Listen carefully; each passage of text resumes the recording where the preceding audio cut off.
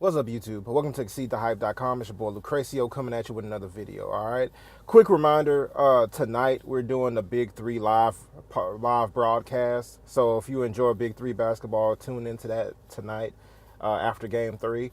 So today's quick video is about the recent comments by NBA legend Anthony Hardaway, Penny Hardaway, as most people know him. Apparently he was on XM radio this morning, and he stated that Kawhi Leonard actually was not. He doesn't consider Kawhi. I think it was called borderline. He doesn't consider Kawhi Leonard a superstar in the NBA because he's not willing, or he doesn't try to like be a face of a franchise and do a lot of advertising and all that type of stuff. He doesn't want his face plastered all over TV for all these different products. So, and Penny Hardaways, because he didn't say anything about basketball. He didn't say he wasn't good enough, or he couldn't do this well enough to be considered a superstar or whatever.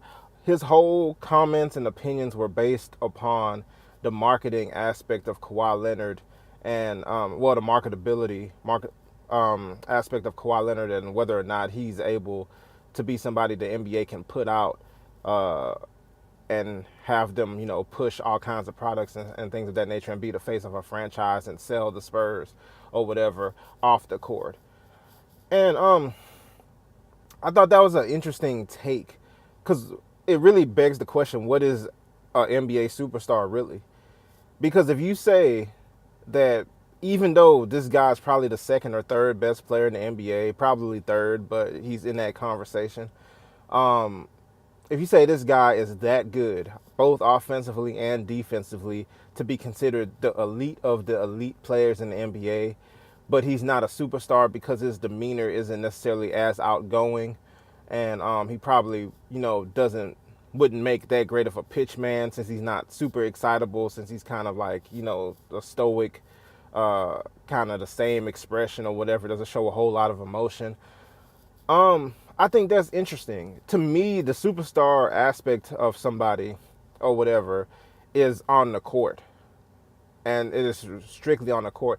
It helps if you're a very marketable person or whatever, who you can put all kinds of product, Gatorade and Nike and McDonald's and all, if you could push any product or whatever to bring more revenue to the NBA and more revenue to yourself and more revenue to your team, if you could, if your personality is so big that you could entice people to come, see you play more so than the talent, or, at the same level as the talent or whatever, you selling yourself as well as your talent, putting butts in the seat. That's good for the team, that's good for the NBA, and that's good for you as far as money wise. But when you talk about superstardom, I really feel like that's done on the actual court. It doesn't matter, in my opinion, it doesn't really matter your personality and how marketable whatever you are to the masses or whatever. To me, superstardom, true superstardom, is on the court. If that's the case, how many players you got, like somebody like Blake Griffin? Now, even though Blake Griffin was kind of talked about on that level before, not so much recently, but before, he was kind of that guy or whatever. He used to sell a lot of sell a lot of Kias and sell a lot of whatever product or whatever that he's pushing because of his athletic ability. But, naturally, those talks and him being looked at in that manner or whatever has tapered off. And why has it tapered off? Because the on-court production hasn't been there to the level that it was. So you need the on-court production or whatever.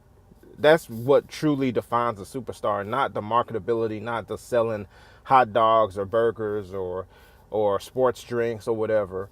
It's really what you do on the actual court, or in football or whatever, on the field, or however it goes. I thought Penny Hardaway was very odd to make this statement,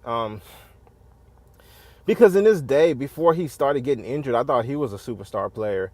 And even though, he had the little penny and he was very marketable or whatever, but I never considered him on that level of stardom because of little penny, or because of his star off the court. I always thought it was just because he was, in the conversation for the best point guard in the game during his heyday.